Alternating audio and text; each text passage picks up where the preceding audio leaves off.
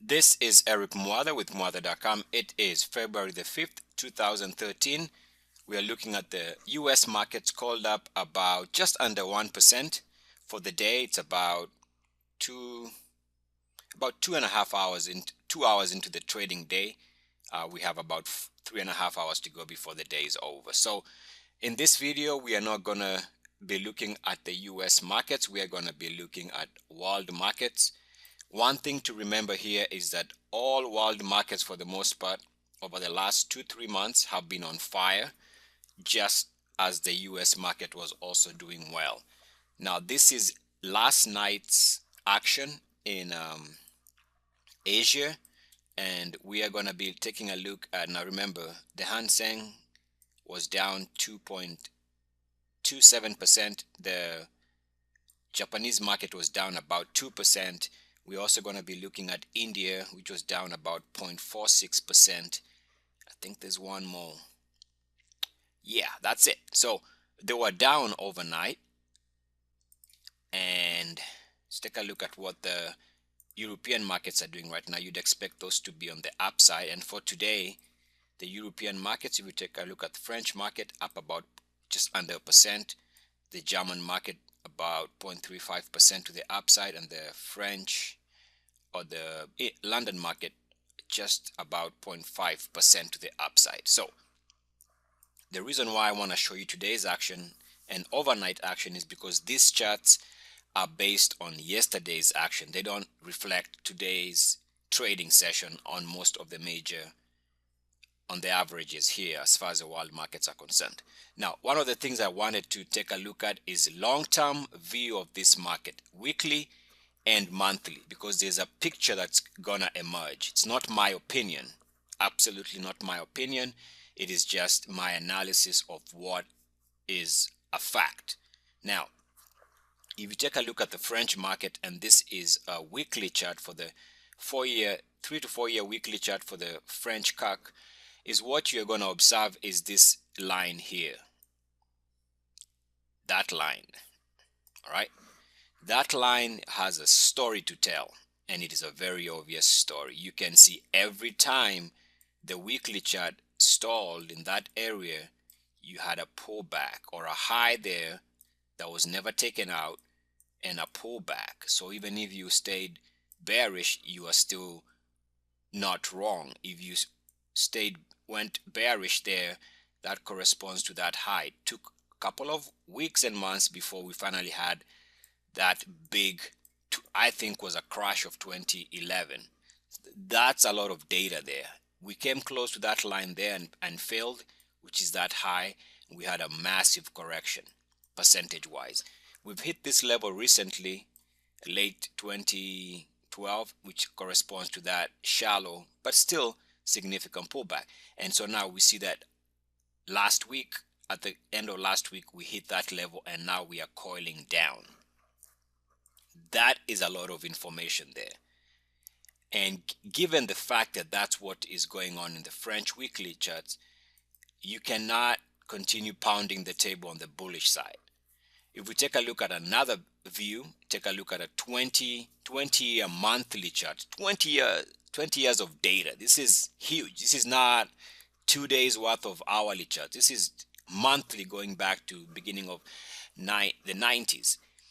And what I want to sensitize you to is this line here, the dotted turquoise colored line, and pay attention to the yellow lines coming down, or vertical lines, and you'll see that once we hit that level there, once we cracked below that line there, that corresponds to almost the tech bubble burst. So if you paid attention to that, you are out of that market. In fact, even if you drew a line here, that would have been a major sell signal for anybody who knew what they were doing.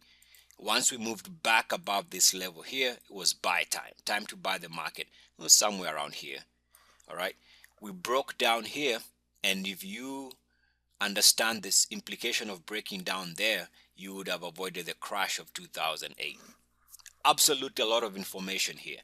If you saw the market come and hit that level and fail, that corresponds to that level there. And we had, I believe, in 2011 European markets crash because this is a huge drop in a short amount of time here. Now here we are. The month is not over, so we cannot assume that the month is going to be a negative month. We've only had 1 or 2 trading days this month. But if this remains the picture, and we move down here, why would it change now? That absolutely tells you to be very, very cautious, if not, quite frankly, outright bearish. Let's take a look at see where the, all right, so that's the French market. Let's go to Asia here. Take a look at the Hong Kong market.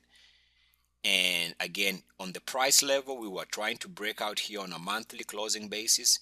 The highest monthly close here is 23,720.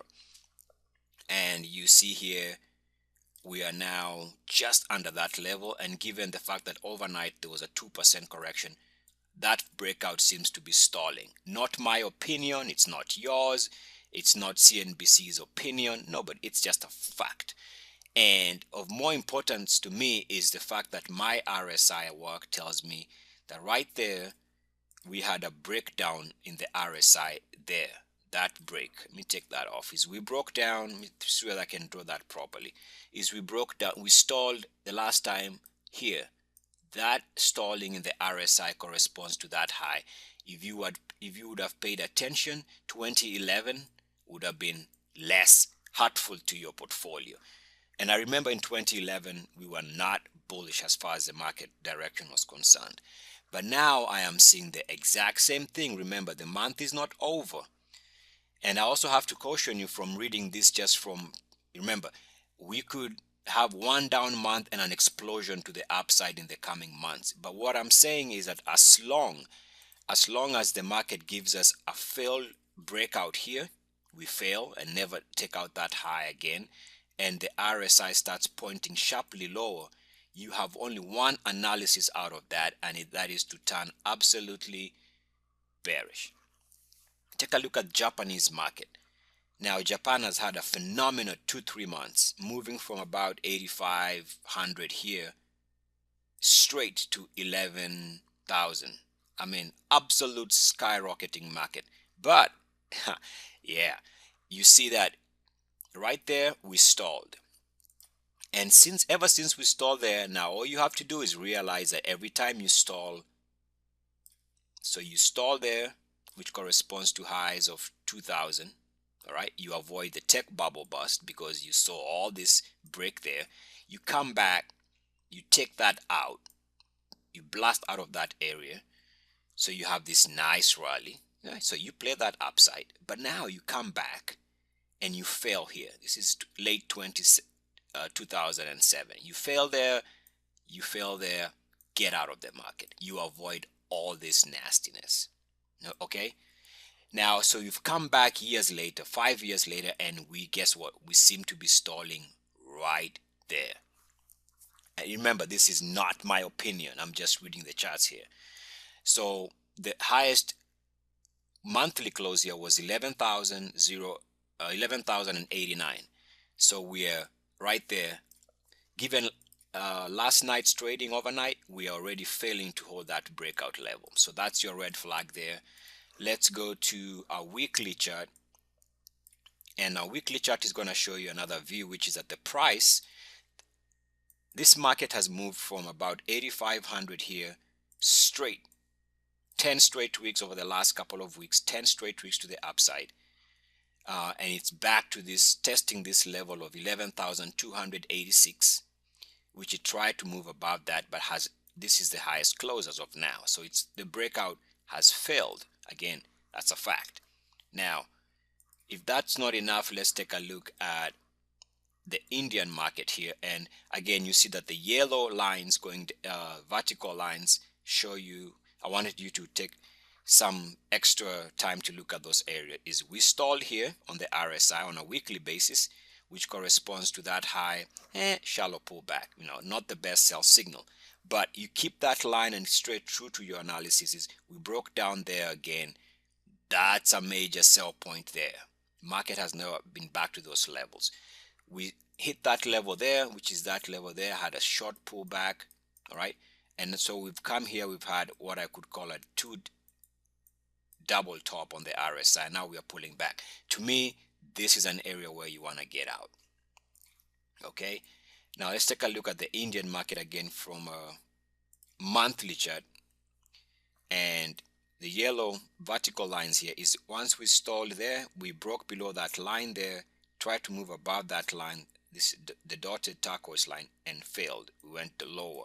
Corresponds to the highs in this area. So you would have avoided that area there, that drop. A lot of information there. Again, we come here in 2011, we stall, fail, we fail, the RSI fails there. Of course, you can see the price gives you a high, you get out of the market. But what is important for us in the here and now is the fact that we are back to this area here and we are stalling. We don't even trade the Indian market directly, so it's not our opinion, not our influence. It's just a fact.